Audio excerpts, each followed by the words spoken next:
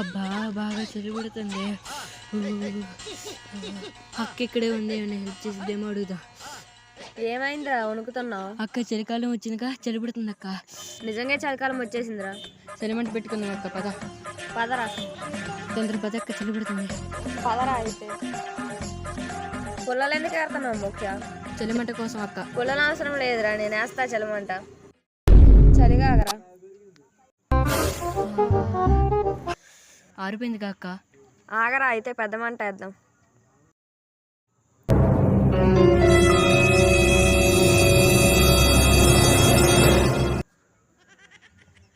ఇప్పుడు చలిగా వేడిగా ఉంటుంది మోక్ష.